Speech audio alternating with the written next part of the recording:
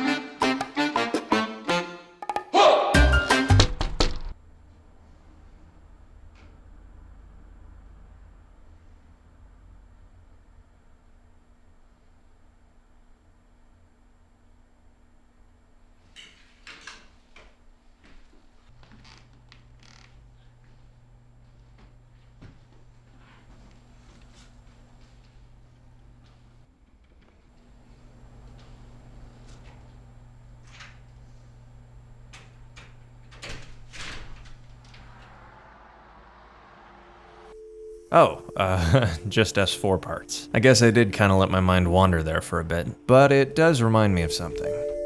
I've got a lot of projects piling up, don't I? More and more each week, it seems. S4, TT, E30, and whatever else I decide to pick up now that I've got the space. Plus, I've got to finish the garage build, which in itself seems so different than anything else I've been working on. It seems like every day there's a new project vying for my attention, and I don't really know where to start. Should I push on and try and finish the garage, even though it's taking longer than expected? Or should I take a break for a week and work on a car project? Decisions. And honestly, in the short term, I don't think there's a right or wrong answer. Both are steps forward, and both are worth pursuing. I just hope I can finish something so not everything is stuck in progress. Is there anything worse than that? That being said, this week the decision is somewhat easy. I am immediately in the middle of something after all.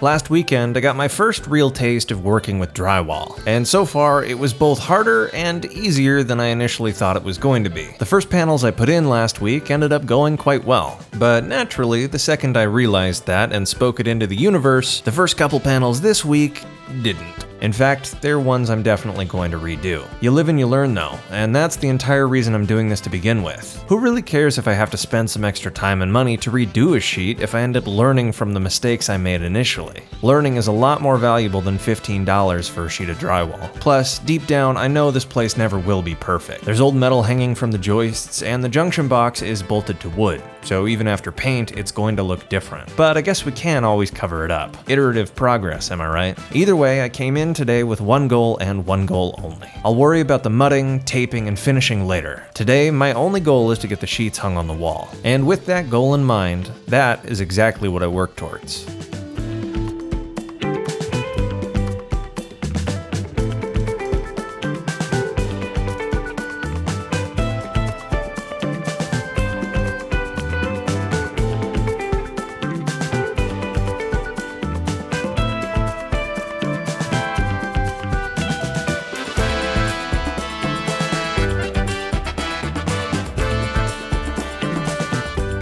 Sadly, as fast as I worked, there was an issue that I was slowly realizing I was going to not be able to avoid. I was quickly running out of hours in the day, and what's worse is I was out of material. So the next day, I picked it right back up.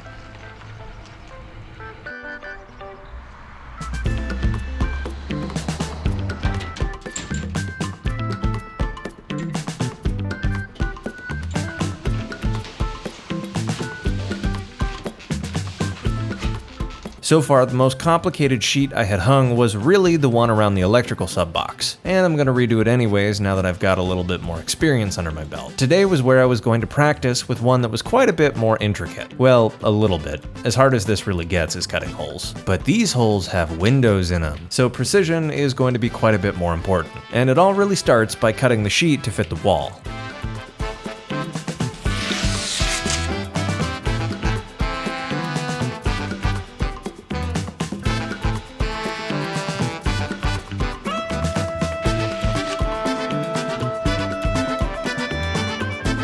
I figured it would be easiest to use the oscillating saw to cut the holes for the window while the sheet was on the wall. It sounds a little backwards, but I do think it'll be easier this way. These windows are framed pretty much exactly to the size I want the drywall hole to be, so it should be as simple as using the oscillating saw to get up to the edge of the framing, which is pretty much exactly what this saw is good at. And worst case, like I said before, this is all about learning. So if I have to spend a little more money in the pursuit of learning something, that's not really a big deal either way.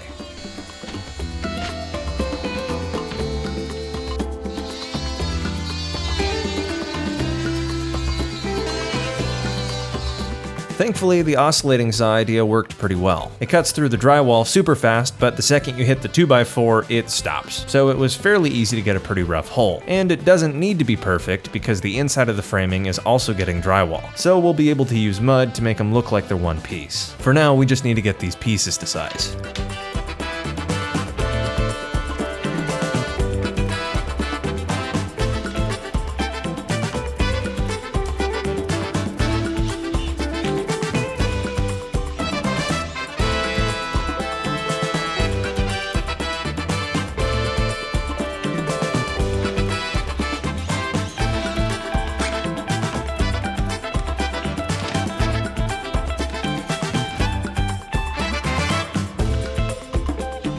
Even though I've only done this for a little bit, I can already tell I'm learning a lot, mostly from messing things up. From not using enough screws to not ending sheets on a stud. There are mistakes I've made that I'll have to fix or pivot around. But thankfully, none of them are that critical.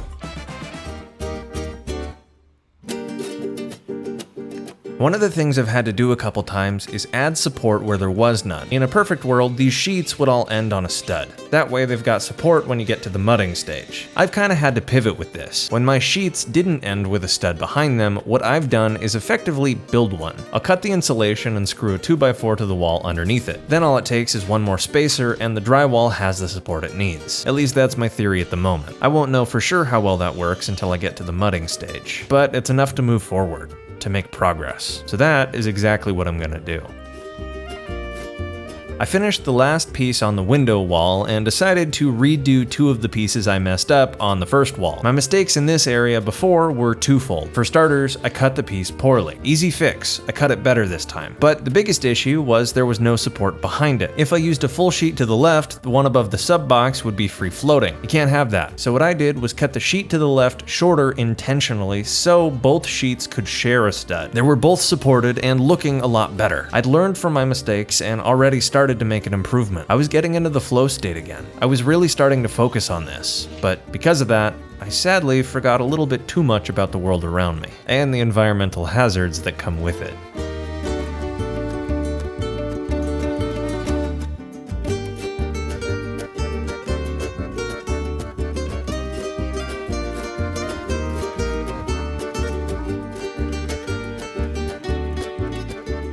I felt like a fool, so blinded by progress I almost needed stitches. Yet, after some choice words and a potential concussion, I pressed on, finishing the final sheet of drywall before I needed to take a step back and pivot a bit.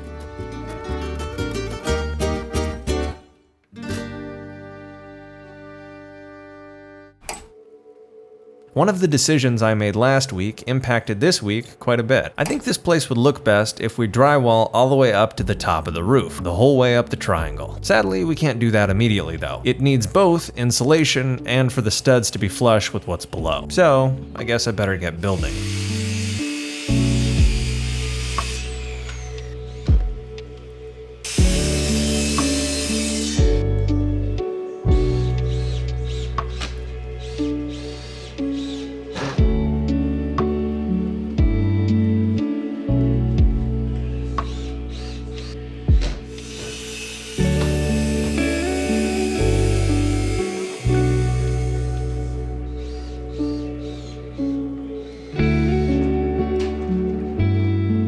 Once I was done extending those studs so they were flush with what was below, it was time for me to revisit an old friend. I figure since we're treating this as an extension of the wall, we might as well insulate it like an extension of the wall. No polystyrene. This is fiberglass, and it is the same exact R15 stuff that we used for the wall below. And sadly, that means it's about to get itchy again.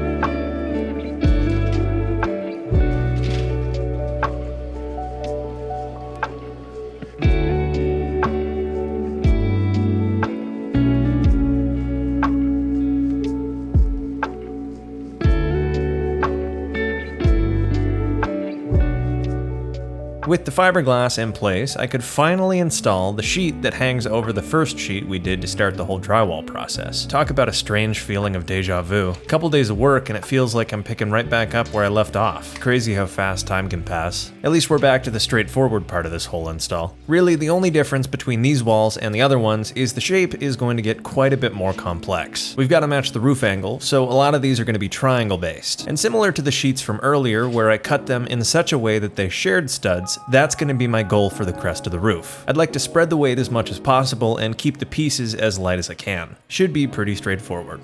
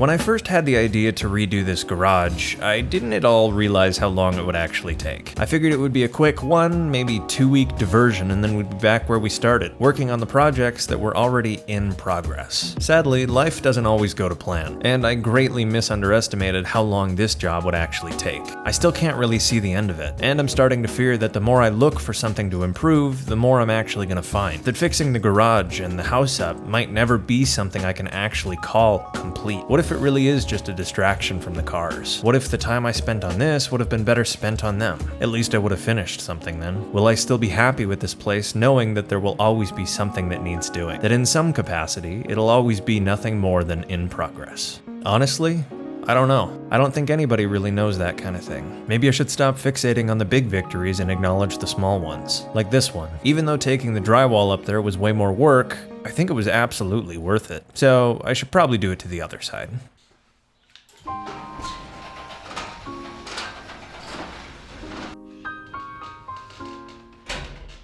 And really, I can't think of a better wall to finish off the hanging drywall side quest than this one. It'll have some of the most unique shapes that I'll have had to make, and honestly, it'll be a good test to see if I've learned anything throughout this whole process. Plus, if we do all right the first time, we won't have to go to the store again to get more drywall. What more could I ask for motivation? Even though the garage itself won't be complete, we might still be able to call part of it that, and maybe that's worth pursuing after all.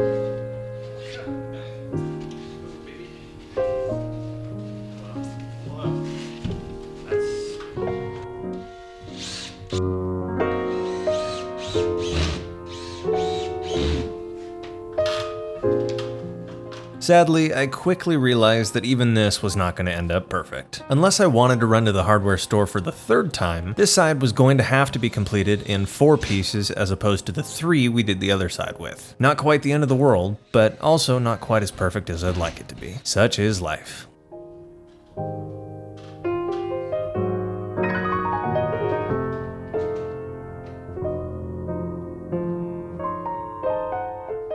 It really still feels like we've got so much to do. Who knows how long mudding, taping, and finishing is gonna take, but at least there's only a couple more real unknowns. I'll probably make some sort of cover for the sub box so it doesn't look too out of place on the plywood, but that's a pretty small issue in the grand scheme of things. The more I look at it, the more I'm happy with how the place is starting to turn out. This idea did exactly what I wanted it to, make the place feel a lot more open. But it does draw attention to the ceiling now. And as much as I like the logos on the polystyrene, I definitely want to cover them up. With what though? I don't really know yet. If the building was newer, we might have more options though. Back in the world of research I go, this time to figure out what material we can use to finish the ceiling. At first, I was convinced drywall would be perfect. I already know how to hang it to some extent, and really, how hard could a ceiling be? The issue, from what you'll find, is that it's heavy, quite heavy. And that's never really an issue on a building that's designed to have it there. But this garage really wasn't. It's an old building constructed entirely out of 2x4s, 2x4 joists, 2x4 rafters, both of which nowadays would likely be replaced by 2x6s. In other words, this is a garage that would not be built today. And if part of the reason we didn't go with fiberglass for the ceiling was weight related, it's probably not gonna hold drywall any better. So once again, we need to pivot. And thankfully, we still have options. Plus, just like last time, I'd like to make sure we keep in mind what this building is and how we want it to end up looking. I still don't want to lose that original charm. And ironically, from what I'm seeing, the constraint of drywall being too heavy might actually help with that.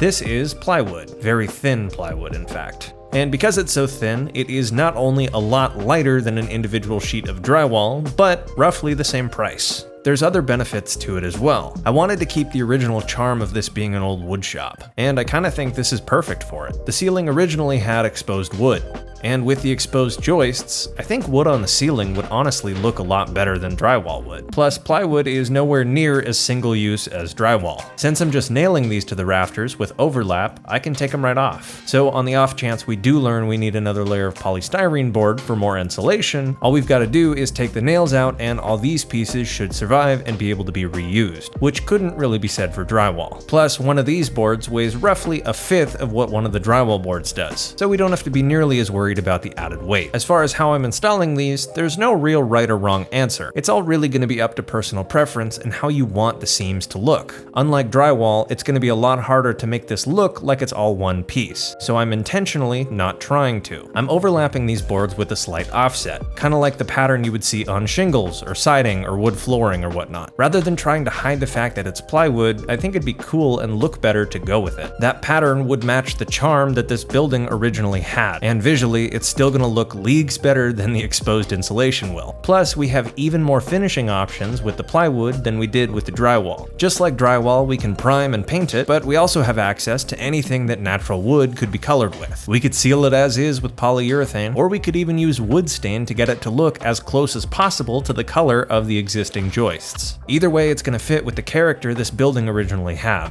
and be a big improvement over what's here now.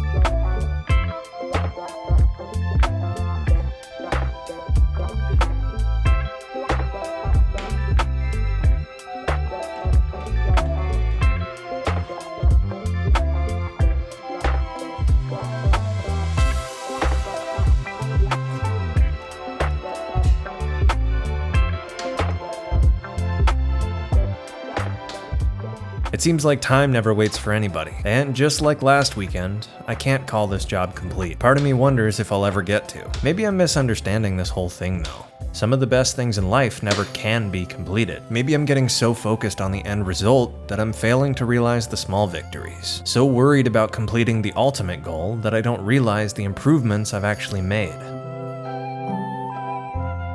Little things add up at the end of the day, and the steps you take towards completing a goal are realistically just as important as that final step where you get to check it off. As much as you don't want it to be true, some things just take time, and some things just need to be done before others. You can't finish and paint the drywall without learning to hang it up. You can't cover insulation that's not on the wall. And in my case, I can't do many of the huge car projects that I have planned without a place to do them in. And if I did start those now, I'd be doing it on a shaky foundation. And the final result would be a lot worse than if I had just waited to begin with. Invested my time in progress as opposed to a quick check mark. And I think in the long run, that's a much better play. Because at the end of the day, the progress towards completion is just as important, if not more, than the completion itself.